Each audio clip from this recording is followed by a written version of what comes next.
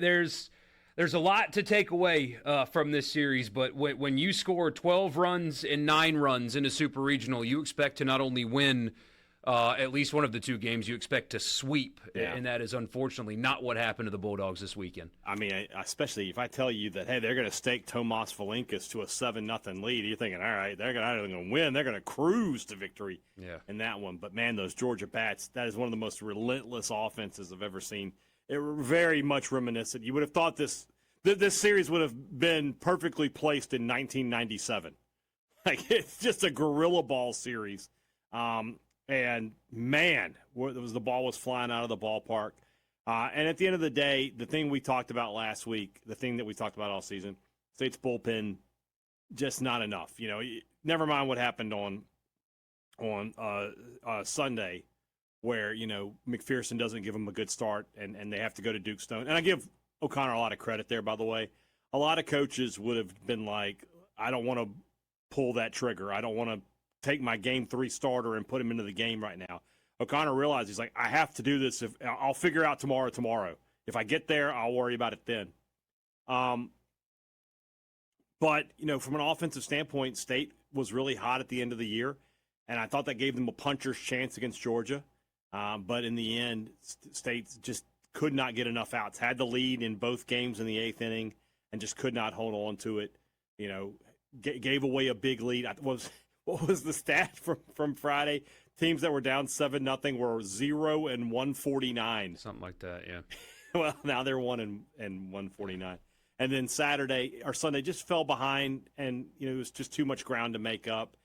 They gave it their best, you know, the back-to-back-to-back home runs. Then Parker's shot in the 8th inning, which of course I was really hopeful that smirk was going to become something that was, you know, T-shirt or meme worthy. But instead it'll just sort of go by the wayside. For State, the bullpen was the problem all year. And we said last week after the regional, we said, look, they were pitching with double-digit run leads, but they were still not just getting guys out and making it easy. And if they do that next weekend, that's going to be a problem, and that's exactly what happened. State but at the same time, their starting pitching wasn't good either. Valinkas, it was really weird, right? State gets the lead, and he immediately goes, boom, 6 up, 6 down. You're like, all right, he's cruising. State's got this one in the bag. And then it just gets away from him there in the 4th inning, and they can't get it back. And then McPherson just, you know, we can have the debate on whether or not State rushed him back if he was ready. My guess is next year he'll look like the guy we saw early in the season, but just didn't have it on Sunday. And even with all that, State had a chance, you know, to go to win the game and just could not find enough outs to do it. The opponents are different. It's obviously an apples to oranges comparison. Is it fair to say that the reason that State is not playing in the College World Series and Ole Miss is? Now, it's more to it than this, but because State doesn't have a Hudson Calhoun and Walker Hooks? Yeah. You could. I mean, yeah. Put Calhoun and Hooks on that team. They beat Georgia this weekend. They're in Omaha. You give me State. You give some of Ole Miss's arms to State. And, yeah, they're probably going to be the favorite to win the national title. Mm-hmm. Like, yeah, they just lack guys in the bullpen. Ben Davis, I mean, he's just not reliable enough. I thought Pitzer, even though he gave up the home run, pitched well, but, I mean, just not reliable enough. Bauer has got a lot to, you know, he'll be better next year. Bauer will start rounding into the form we expect with a guy like that coming to college. He'll get there. I don't know that he'll be in the bullpen next year, to be totally honest. But State's got to go out and retool this bullpen in the portal. They've got to go out and get some experienced guys who know how to throw strikes. I think they need to look less at the velocity and just look at – I look at the guy that Georgia threw yesterday, Caden Aoki. A guy like that throws 91, 92, but he throws strikes, and he gets guys out. That's what State's got to find. You know, they've got plenty of velocity with Valinkas and McPherson and Bauer and those guys. They've got to find some guys who can just throw strikes and get people out. And then, of course, you know, you got to retool the lineup as well. The only name that's going to be written in Sharpie is Jacob Parker. I think Maluski will be back. Woodson will be back. Those are some good pieces. But you want to find guys to compete with them. There's no competing with Jacob Parker. That guy will be the preseason favorite, I think, to be the SEC Player of the Year next year. Yeah. So the conversation's easier and more difficult to have after a team loses. Because the next question is, okay, how do you couch the season? They won, what was it, 4 SEC series, only one of which against teams that you could call good. Right. It's Ole Miss. And it happens to be Ole Miss. Mm-hmm. But it is also year one. They did make it to a super regional. They lost to the highest remaining seed, possibly the best team in the country, the favorite to win the national championship. Mm-hmm. Spent a lot of money on the roster, but also it's year one. Like, how do you balance all of that? What should the reaction to year one be? I think you have to look at it as it's not a disappointment, but it is at the same time. I mean, you lost in a super regional. You're one of the final 16 teams. We talked about this the other day. Like, there's this disconnect between basketball and baseball. Like, in basketball, if you're like, hey, we went to the Sweet 16, man, everybody's thrilled, right? Yeah. But in baseball, we lost in the super regional. Oh, that sucks. Yeah, it's kind of weird how that works. But to me, the thing is they lost in the super regional, but they lost on the road. And that takes it from like an A to a B, B minus, just because you had opportunities you could have been playing at home this weekend. Or if nothing else, you could have been playing at, another regional that wasn't Georgia's. If you just won some more games in the regular season, some winnable games. Now, obviously, McPherson's injury hurts that. State probably would have won a couple of more games and would have been a higher seed if that had been the case. But I would say this was a B season. They got to a super regional. If nothing else, they were ranked the entire year. They were a top 10 team for most of the year. The future is bright. They're going to continue to commit resources and bring in top players. They got the Sun Belt Freshman of the Year is already committed to Mississippi State this past weekend. Another big bat that to bring into that lineup and try to protect Parker. I think they're going to be fine. But this season, it's just disappointing to lose your final game of the year on the road. Yeah. If you lose in Omaha, nobody cares that you lost your final game of the year there. You had a good season. If they had gotten beat at home, it would have been disappointing. But it's like, they did everything they could. Just ran into the wrong team at the wrong time, kind of like 2016. Somebody just says Georgia's hitting coach and assistant head coach are both from Mississippi State. Will Coggin and Nick Emirati, yeah. Coggin was the guy you might remember that, like, before it became obvious that Selman was locked in on getting a proven head coach. Yeah. We talked about Coggin, like maybe it's time for him to get a big job. He is clearly a savant. And now that park helps. I got a question tomorrow for the mailbag of how many home runs would State have hit in that park if they played there every game? The answer is a lot. More than they did. That park, you say that, and State was still a really good home run hitting team this year. But that park is conducive to offense, but he knows how to recruit it, and he knows how to get those guys. There were very few cheap home runs in this series, too, though. Every ball was just destroyed. Yeah. Nobody just scraped the fence on the way over.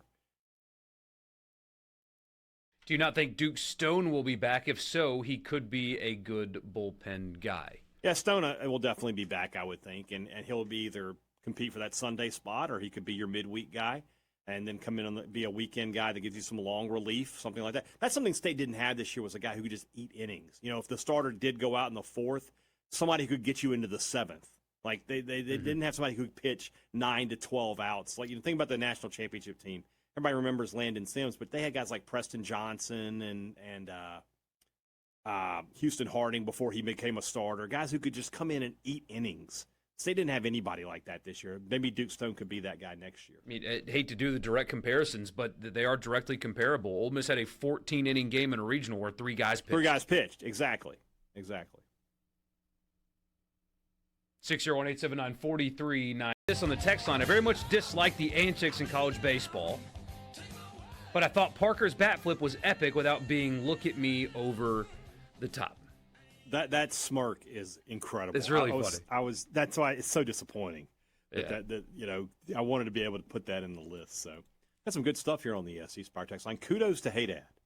Picks MSU to end the season at Athens. Picks Ole Miss to upset Auburn at Auburn. I am not sure that I would have picked Ole Miss over Auburn. Also, can vouch for Haydad. He said all along pitching would struggle but be serviceable. Look at you. Ball knower. I don't know what to say. I'm with you, though. Appreciate like Becetta's bat flip, when he Chase Parham pointed it out first, but he's exactly right. Becerra has, 22 home runs this year? 23? Yeah. Not a single one of them barely scraped the wall. No, when he hit home runs, he hit home runs.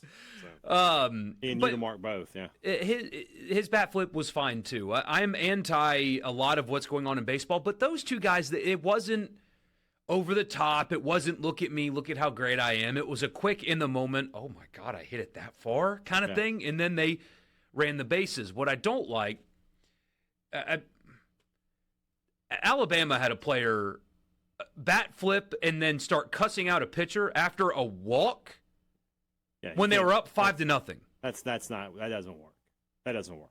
All the stuff that Texas does, sticking their tongue out at guys and all that crap, that's gone too far. But yeah, man, when you hit a ball like that and you want to smile at it and stare at it for a second, I'm all for that. There's nothing wrong with that. It's the yelling at the other dugout. It's the look at me, look at how great I am stuff. That I don't like. But both of those I think were fine in context. Agreed. I didn't have a problem with any of it. So. Somebody says State had a monster closer all season in Patrick Spencer. Why didn't they use him? I think that person must be related to Patrick Spencer. That guy didn't pitch at all this year. I cannot imagine that if he was a difference maker that O'Connor just didn't want to pitch him for some reason.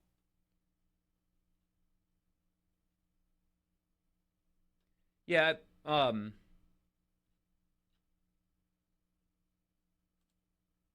all right there? I'm trying to pull up stats here, and he didn't pitch. Yeah, he didn't throw an inning.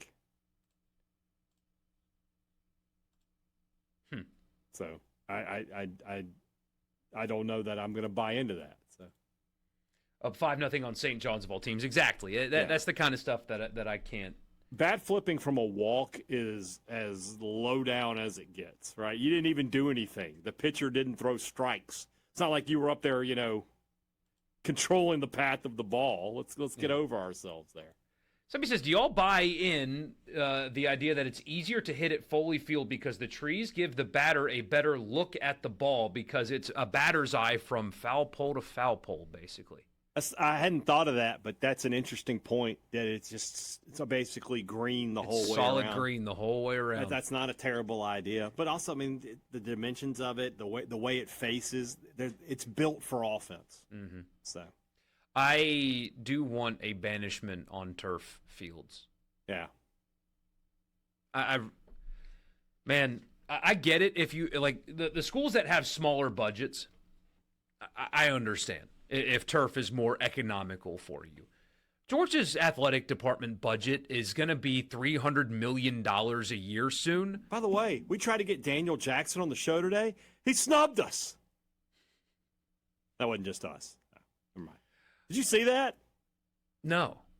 So Barstool Sports reached out to Georgia and were like, hey, we'd like to have Daniel Jackson come on. We'll rub it in Brandon Walker's face a little bit. We'll let you promote Georgia. First time in College World Series in 20-some-odd years or almost 20 years. And Georgia was just like, not interested.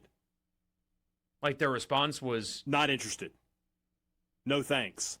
Not he can't do it. Not we've got this plan. Not anything. Just straight up, we don't want to do it. And what? College baseball didn't want some publicity on that brand? That's so stupid. I know you're not a big Barstool guy, and neither am I. But they still have. I saw T-Bob tweet about it this morning, and I was like, what did they say? And Portnoy was livid. It's like, I'm going to go to Omaha just to root against them. Those guys have a cult-like following. Yeah, but I don't understand why you wouldn't let the guy go on and do an interview. Like, they're going to make you look like $1 million. I don't know. I thought that was weird. That's insane. Yeah. Like, Kellen Moore did an interview with them. Mm-hmm. If he's not too good, the head coach of NFL teams, multiple, are not too good for them. You certainly are not. Everybody talks to those guys. Yeah. So I just don't understand what Georgia's thought process was. I'll be interested to see if he ends up going on the show at some point because they're like, we screwed up. Especially when you have such a fun team, too. Georgia's and you've fun. got two guys there in Brandon and T-Bob who are State and LSU guys. They know college baseball. Yes. They'll be able to, the interview will be good. I don't know. I don't know what the thought process there is. Texas's field looks awful. That is an embarrassment considering how much money they Even have. my wife, that was on, and she was just like, that field is ugly. It's horrible. I can't help you. How dare you talk about Dish Falk, National Bank, Savings and Loan Field like that? I mean, they're going to have $400 million budget before too long. Yeah.